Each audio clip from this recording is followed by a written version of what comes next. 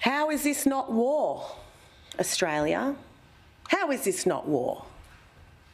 I want to talk about the pain that we are feeling and the fights that we are fighting.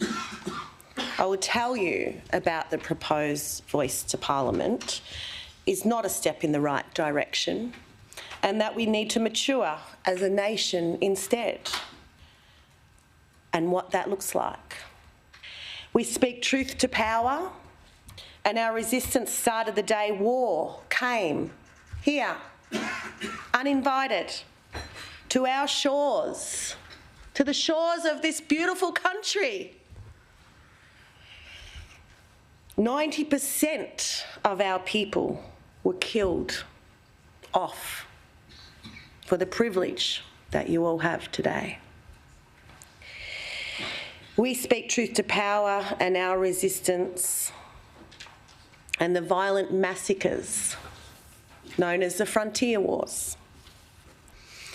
I invite all Australians to come on a journey and look through the lens of First Peoples and how we connect to country. First Peoples of these lands and waters connect to country akin to our mother. We love, nurture and respect country like we do our mother.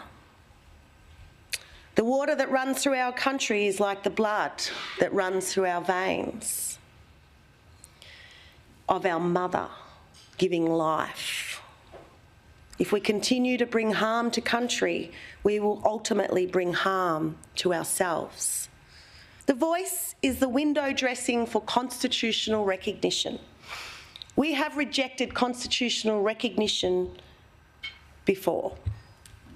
It is a 20-year-old Howard-era policy created with the explicit purpose of undermining sovereignty, self-determination and land rights for First Peoples. The Black Sovereign movement has been consistent to the opposition of any form of constitutional recognition and this voice to Parliament. This is just another attempt by a colonial government to make clear that it has power over us and force its rules upon us. I've been hearing all over the place that people should vote yes in the referendum because this is what First Peoples are asking for. But who are the First Nations representatives the government have been talking to?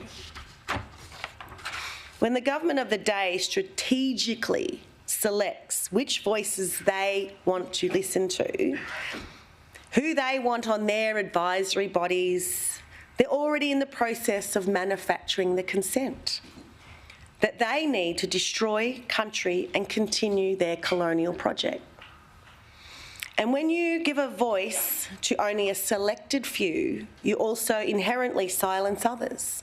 Last but not least, I want to talk about treaty.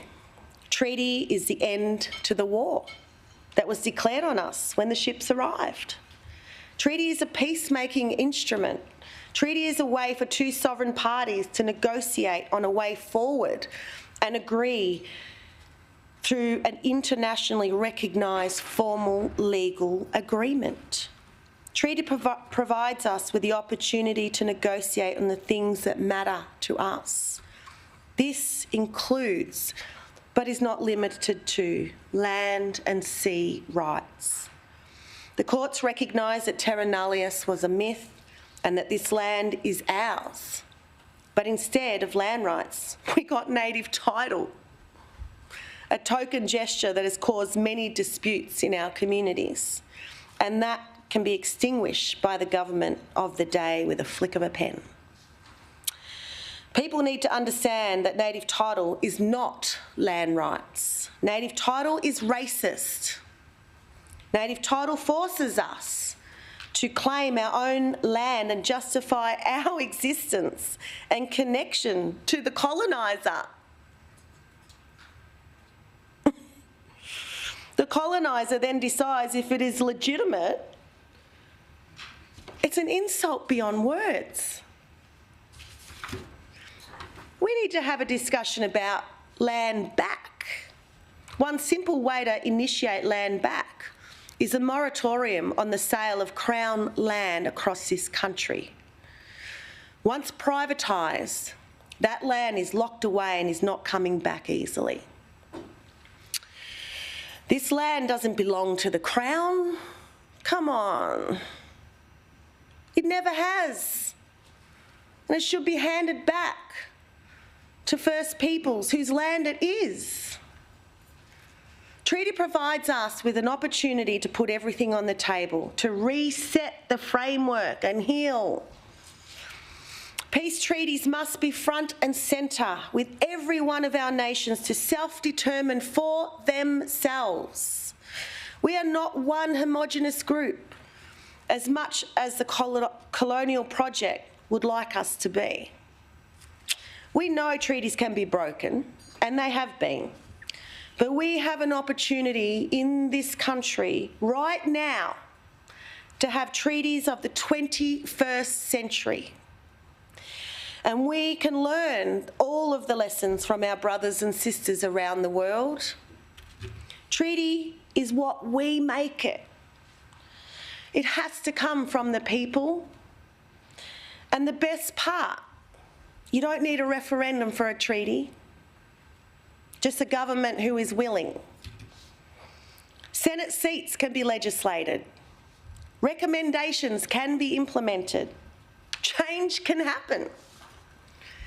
This is our chance to mature as a nation, to have the hard conversations with each other and ourselves, to confront the racism we have all been socially conditioned to accept, internalise and perpetrate. To sit with the uncomfortable truth, see it and grow from it. Because right now, there is an ongoing colonisation, but no colonisers. Racism, but no racists. And when we begin to tell the truth, that we can heal together as a nation, and from this healing, treaty will bring peace. So I invite you all to walk with me, embark on this journey, stand with our people, stand up for what really matters, demand actual change, not tokenistic gestures. And we do have a lot of work to do. And we need to do it together. We need to do it now. If we do this through respect and understanding, we can create peace. This is the start of a revolution, of change and justice. Join us. Thank you.